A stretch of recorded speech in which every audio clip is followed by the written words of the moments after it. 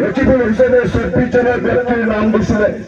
মই সুধিব বিচাৰিছো, কি কাৰণত অসমৰ মুখ্যমন্ত্ৰীয়ে, কি কাৰণত ৰূপহীহাট থানাৰ ওচিয়ে সেই 24 জনৰ 11 জনক বচাই ৰাখি পেলাই 11 জনৰ নাম কাটি কেনে তাজমল হুছেইনৰ কথা কৈছো, এইবিলাকৰ নাম নিদি পেলাই উপায় নাপাই পেলাই 10 জনৰ নাম দিছে। আৰু এই 10 জনকো তেওঁলোকে চৰকাৰৰ ফালৰ পৰাই কৈছে যে এইকেইজন আছে, কিন্তু পুলিচে আজিলৈকে তেওঁক এৰেষ্ট কৰিবলৈ যোৱা নাই। সেই 10 জনৰ ভিতৰতো কাছম আলীৰ দৰে ডকাইত আছে, আছাদুলৰ দৰে ব্যক্তি আছে। এইবিলাকতো চুৰি ডকাই কিমান তেওঁলোকৰ কেছ আছে, কিছুমানৰ মাৰ্ডাৰৰ কেছ আছে। সেইবিলাকৰ বিৰুদ্ধে পুলিচে কোনো ধৰণৰ ব্যৱস্থা নলয়।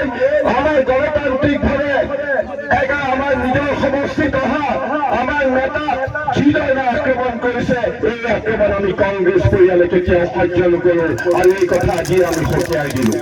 মই আপোনালোকক এটাই আহ্বান কৰিছো, অনাগত দিনবিলাকত বিশেষকৈ এইবিলাক এৰিয়াত, বিশেষকৈ আমাৰ মুছলমান অধ্যুষিত এলেকাবিলাকত তেওঁলোকে এই কাম চলাই যাব।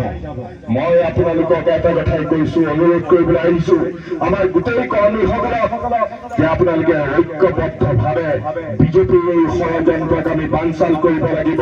আৰু অহা বিধানসভাৰ নিৰ্বাচনত আমি ইয়াৰ উপযুক্ত জবাব দিম, যাতে আমাৰ মাজত যাতে কোনো ভোট নিৰ্বাচন কৰিব নোৱাৰে। আৰু আমি অসমৰ সমগ্ৰ অঞ্চললৈ কঢ়িয়াই লৈ যাম। মনত ৰাখিব, আমি আৰু এতিয়া